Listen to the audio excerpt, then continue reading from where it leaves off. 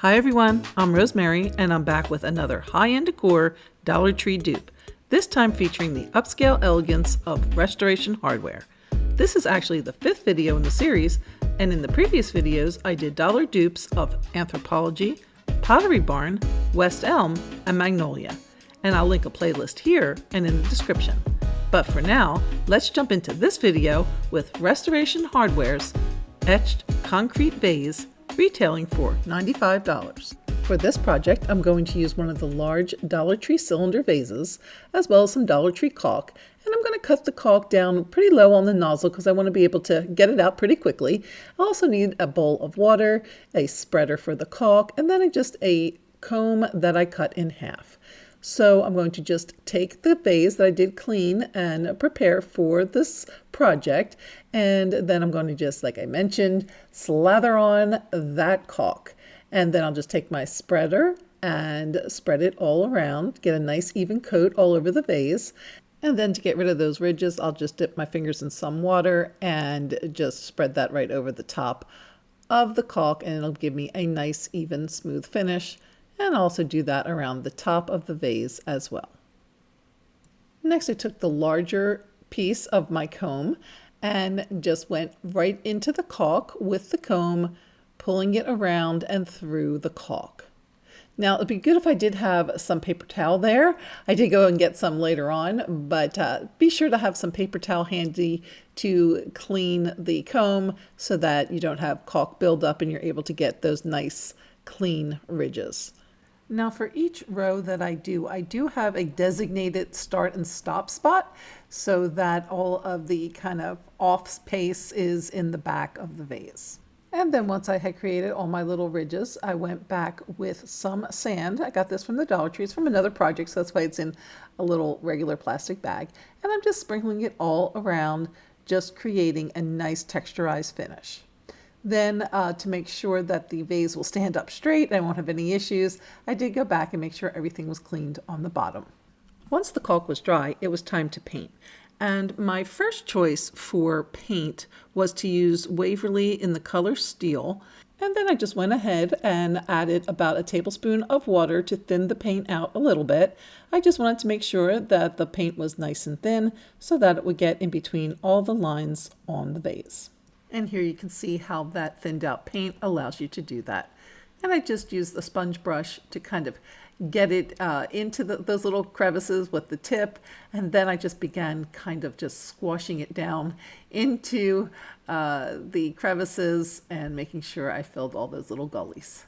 I was in the process of doing or preparing the paint for the top coat, and I realized that the base coat really wasn't the right color, so I stopped doing this and switched over to create a new base coat. And then here's my new color choice. It is now instead Waverly in the color Mineral with a drop of black chalk paint. Also, I did add, again, a tablespoon of water, and I will save you from watching me paint again and just show you through the magic of television. Here you see the new colored vase. And now let's get back to where we jumped off and back to the accent paint. And so for that, I'm going to be using the Ivory Waverly paint. I also added a drop of the Mineral Waverly paint as well to just kind of dull it down a bit. I don't want that stark contrast between the two different paint colors. And to apply this coat, I'm going to be using a makeup sponge, and all I'm doing is gently going on top of the ridges made by the caulk and just gently applying the paint there. And I'll do that all the way around the vase.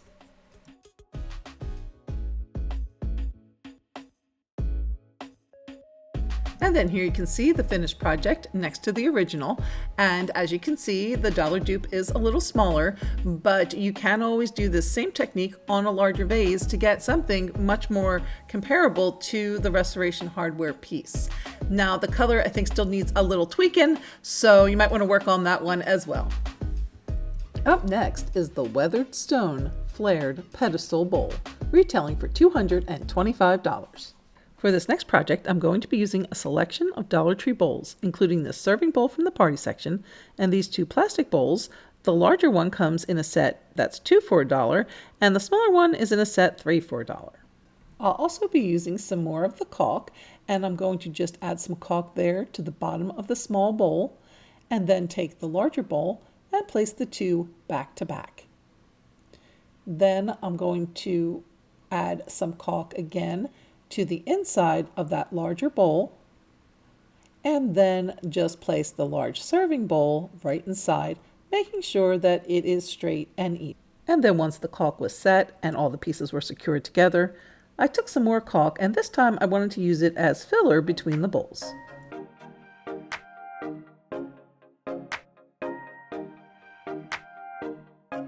And then to smooth out the caulk and get a nice sleek finish, I just again dip my fingers in some water and then just smooth the caulk around.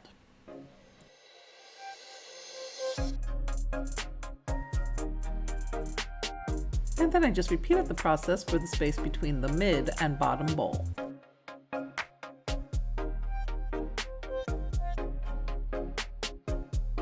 Once that round of caulk was set, I went back and covered the entire piece with a layer of Mod Podge. And then once that is dry, I'll be painting with a mixture of Waverly chalk paint in the color Mineral and some Dollar Tree spackle, and I will be mixing those in a ratio of 1:1. And I will be painting 3 coats of this mixture onto the piece. And then here is what the piece looks like after I have painted it with 3 coats of the Mineral spackle paint. And then for the accent paint, I'm going to be using a mixture of white chalk paint and spackle in a 1:1 ratio again. And I want to tone it down again with a little bit of the Mineral paint as well. To apply the accent paint, I'm going to use a makeup wedge. And at first I'll be using the back square part and then dip that in the paint, removing any excess, and then just begin pouncing that on the surface of the bowls. I'm going to do this heavier in some places and then lighter in others to keep with the pattern of the original. I'll use the front edge of the wedge to get into the little cracks and crevices between the bowls.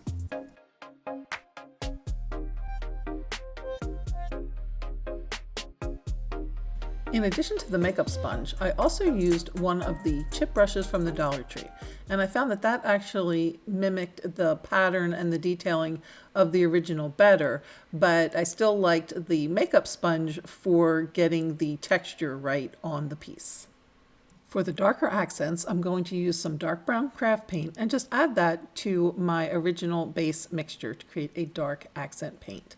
And then I'm going to just again use a makeup sponge and go gently on the edges of the bowl as well as on the body of the bowl where the texture kind of peaks up.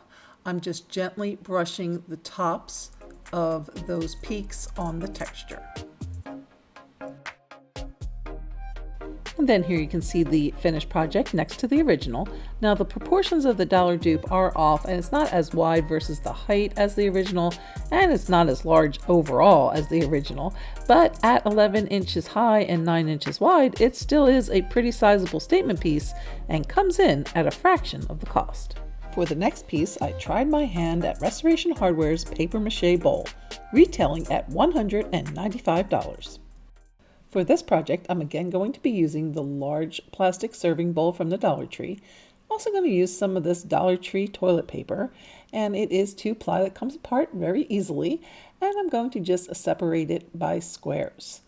I'm then also going to remove some of the edges of those squares, so I'm just going to pull them together and then just kind of roughly take off the edges and create a little pile there, so that I have a whole bunch ready to use. And I'll be attaching the toilet paper pieces to the bowl with some diluted school glue. Now, this one is actually too thin, but I'll show you that in a second. But I also wanted to show you that for the base, for the little bottom piece of the bowl, I'm going to be using the lid off of this nut jar. And I'll just put that aside for now. And then I'm going to go back to the bowl and just begin applying the glue right to the side of the bowl. And then just apply the little pieces of toilet paper right on top. And just kind of fold them over the lip of the bowl and continue to go down all the way around the bowl. Now, why I'm saying it's too thin, that glue, is that I needed it to be thin so that it breaks down the paper fibers. but it's too thin, and so it was tearing the paper. And so I had to go back and add some more glue, and the consistency you see there is the better consistency for this method of doing paper mache. Now I know there's all types of paper mache methods out there where you put the glue and you mix it with a mixer and you actually use the bowl just as a mold and all that good stuff. Yeah, this is FabTax. We're going to do it as easy as possible.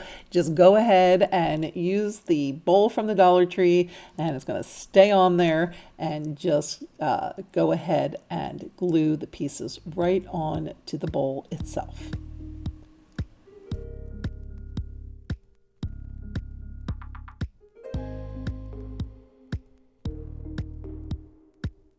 And then in order to make it easier to do this project and not have to hold the bowl, I just took the nut container that I'm using the lid from and placed the bowl on top of that. And then that just created a nice little work stand for me to just keep the bowl on top of. And then I'm just able to use both hands and just apply the papers much more easily. And then once I had completed the first layer, I just went back with a second layer. And all I needed to do was just put them right onto the bowl. I didn't have to put any more glue because the first layer glue was still wet and coming through the sides there. So I just needed to add that second layer and just press it right down into the glue and the first layer of paper. And then after all of the glue pieces were applied, I did go back with a second coat of the glue mixture. But if the paper starts tearing and you're having some trouble with that, just let that layer dry completely before going back and adding that second layer of glue. And then here is what the bowl looks like after the second layer of paper has been applied and that glue has dried. And I also did the inside of the bowl. Now the original also has this strip that goes around as well as a wider rim. To get the wider rim, I just painted the glue mixture right at the inside top of the bowl. Then I took a square of the toilet paper, attached it there, also painted along the rim itself, and began folding the piece of toilet paper like an accordion kind of, and then just brought that around and glued the outside top of the bowl, and then just kind of shaped it into place.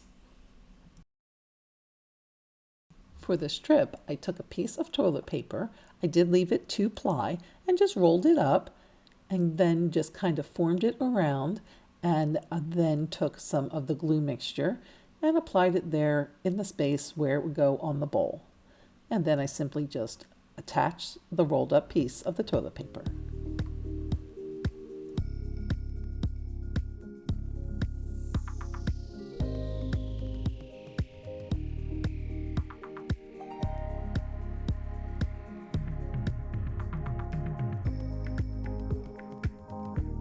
For the base, I just took that cap from the nut container, which I had covered with toilet paper, and then just glued that with some E6000 right onto the base.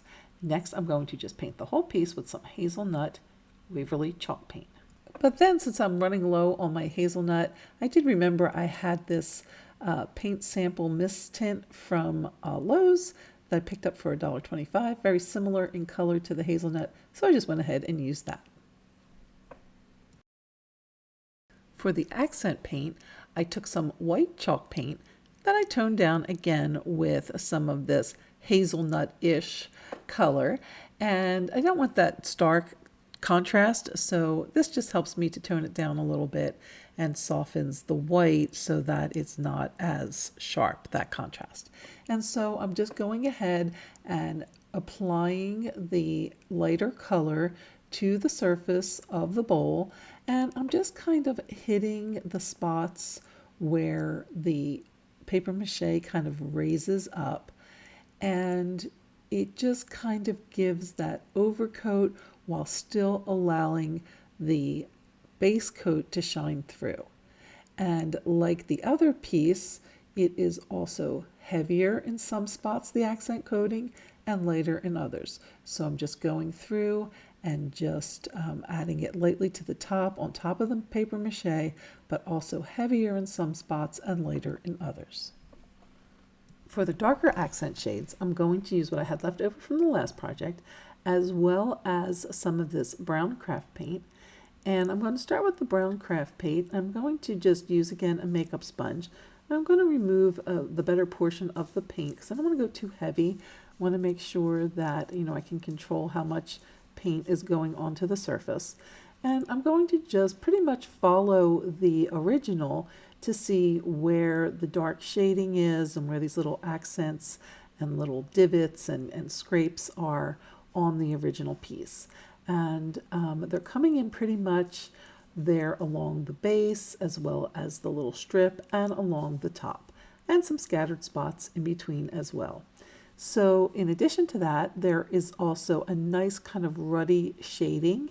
And in order to get that effect, I pretty much removed most of that brown paint from the sponge and then just use pretty much a dry sponge to go in and just kind of shade very lightly, kind of blush the surface and rub it in to really just kind of mute it out. I don't want any like thick colors, just very muted, very soft tones. And then I finished up with refining the accent paint along the edges and base. And first I started with that really dark color. And I'm just kind of splotching it along using this kind of wonky paintbrush that I had. And again, just doing that, kind of just pouncing it along there on the edges and along the base. Then the next one I did was mineral once that paint was dry, so every time the paint needs to dry. And then this time I switched back to my Dollar Tree chip brush. And I am loading this up pretty good. I want to just make sure I'm kind of getting some off, but I also want it fully loaded, if that makes any sense. So I don't want just some of the bristles to have paint on it. I want a full load, but not an extraordinary amount. And then I'm kind of just doing this one-time pounce and just moving the brush, then going to reload it again and do the same thing.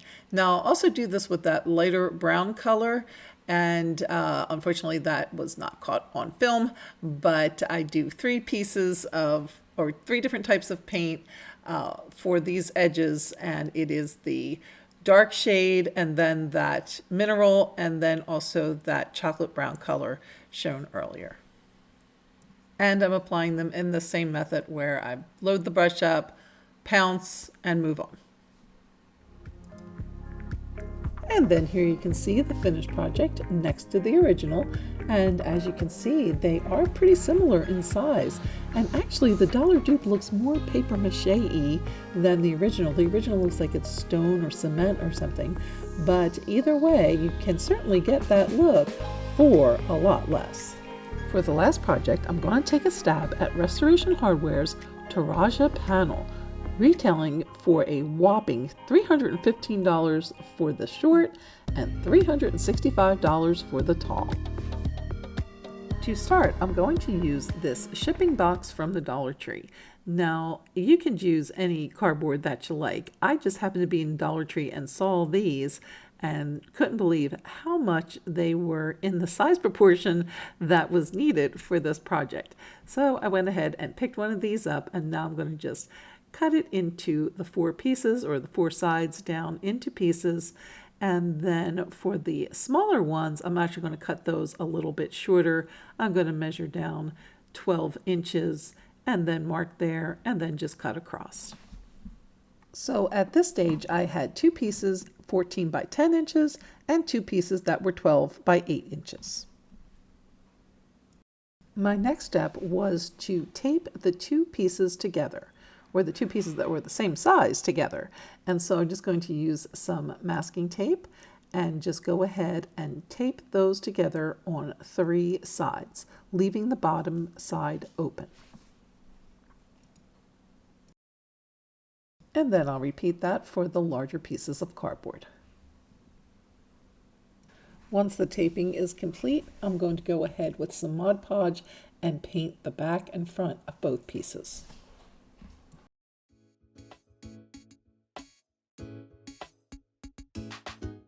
Once the Mod Podge was dry, it was time to apply caulk to the surface. I'm only going to be applying caulk to the one side, but it does require 2 tubes of the Dollar Tree caulk for the small one and 3 tubes for the larger one.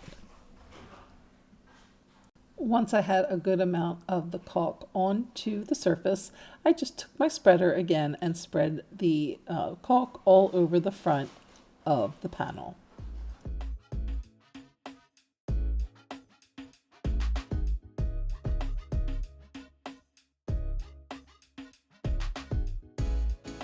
And then once I had applied a nice even coat of the caulk, I went back again with some water on my fingertips and just smoothed out the surface. To create the first design on the panel, I'm going to go back to the comb from the first DIY in this video and just go ahead and create a little feathering effect at the top and bottom of the panel. Now this is the small panel that I'm working on first, and I'm just again using this comb to create a little feathering at the top and bottom. Then I'm going to go back with this shim and a little piece of wood and go ahead and create the lines that go across the shorter panel. And I'm just doing this by sight and kind of just eyeballing it and then just using that shim to create the pattern in the caulk. To give the raised lines a little texture, I'm going back with the skinny side of the shim and just kind of adding some design there to the top of the lines. And then for the larger panel, I'm again going to be doing that feather design with the comb, but this time I'm going to be doing it to the sides of the panel. And you'll notice how I did it here and then also in the first one where I kind of just pressed it in, but then you'll see right here I did figure out a better way to do it where I'm actually pulling the comb and creating a much better design. I did go back and fix the first one as well, but this is a much better way to get that feathering effect on the sides of the panels. To create the design on this panel, I took a hair pick and cut off every other prong, and then I just used that to pull down through the caulk and create the design.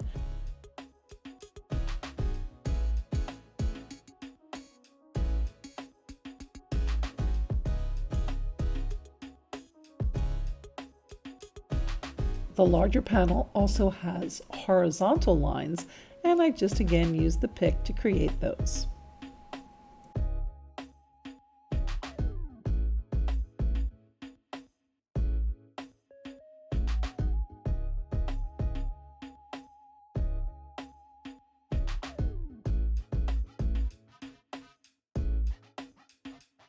I noticed that the smaller panel also had some vertical lines and went back with the back of the comb and just created those on that panel as well. To create the stand, I'm going to use one of these cat scratch boards from the Dollar Tree, and I'm going to measure down 7 inches and draw a line there, and then just use this paint stick here to cut down with my utility knife. At the end, I'll have one 7-inch piece and one 8.5 inch. I then took some masking tape and taped off around all the edges.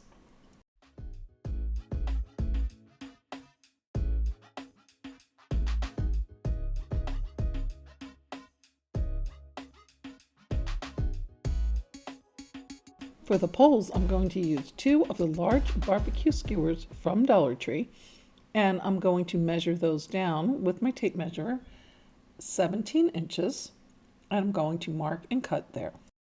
I'll also cut off those pointy ends because they are sharp.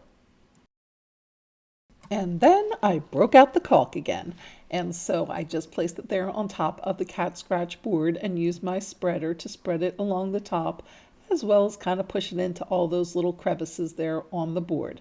I also did around the sides of the board. And I also want to point out that it's important to use the Dollar Tree brand caulk. I had run out of it and used some caulk that I had in my garage. Now, I don't know what the difference is, but the other one, the one from Home Depot, it was very flexible, and so it did not create a good hold for the poles. However, the Dollar Tree brand dried hard as a rock, and it created a great base. Another thing you need to do is make sure that the holes are really small, don't make too large of a hole, and that you get a lot of caulk inside the hole as well. And then let everything dry overnight, and it's going to create a great base for your project. And then once the caulk was dry on my panels, it was time to paint. And so I wanted to create a base coat in kind of a terracotta color. So I took truffle and pumpkin Waverly chalk paints and just mixed them together to create that darker orange shade. And then I just proceeded to paint both panels with a base coat of this color paint. I used the paintbrush to make sure that I got into all the little crevices in between the lines.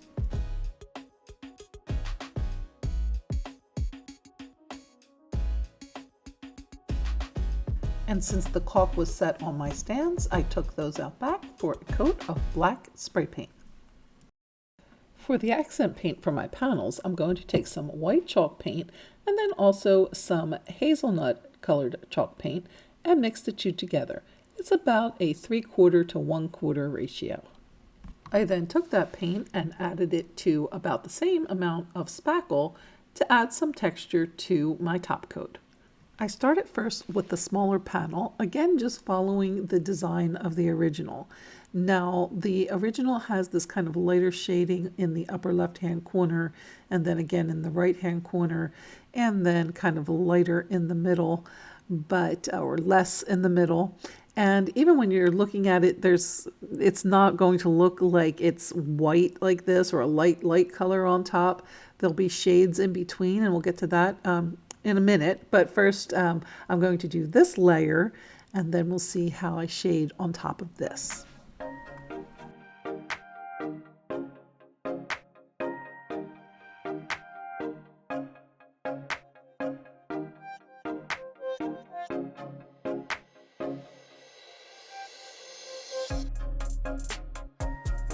Next, I'll start on the larger panel, again following the original's design. And also, I'm going to be shading on top of this, but I need to get this layer of lighter colored paint on first.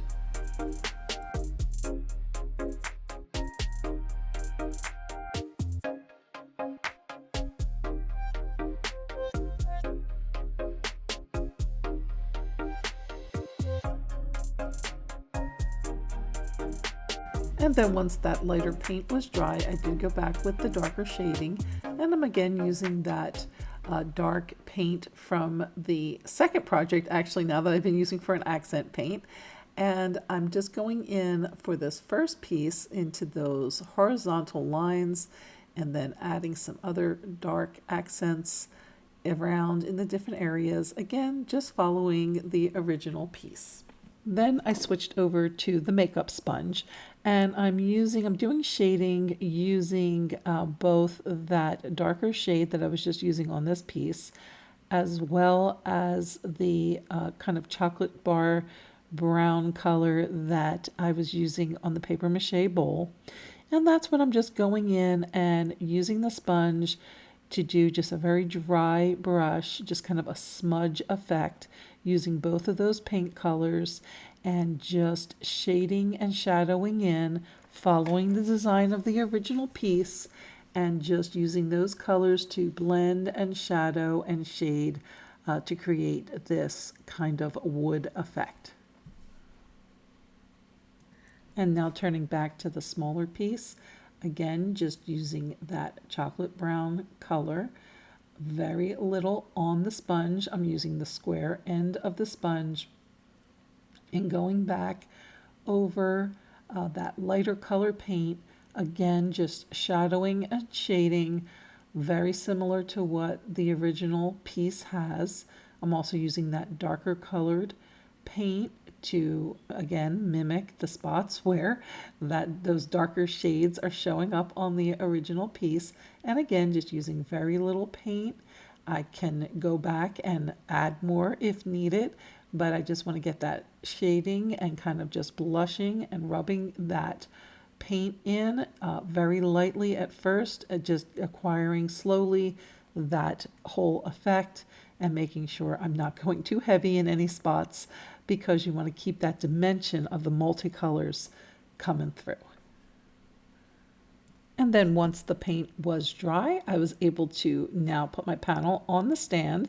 And so here it is after it's been painted with the black spray paint.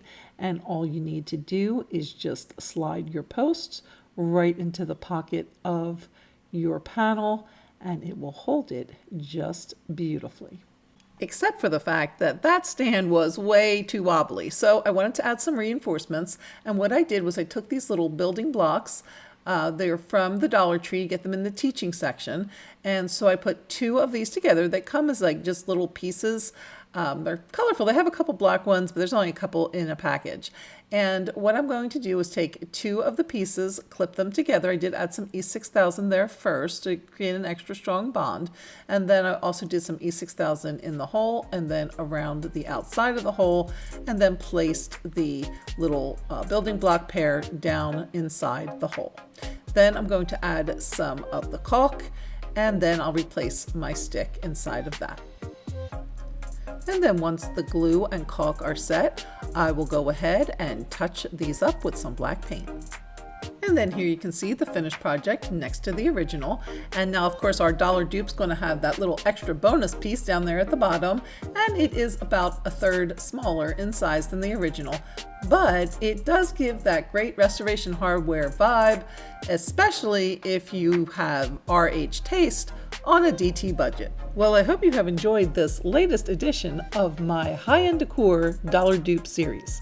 If you enjoyed the video, please remember to give a big thumbs up and let me know in the comments which one was your favorite. And don't forget to check back next week to see which high-end retailer I take on next. If you'd like to check out the other videos in the series, I'll provide links here and in the description.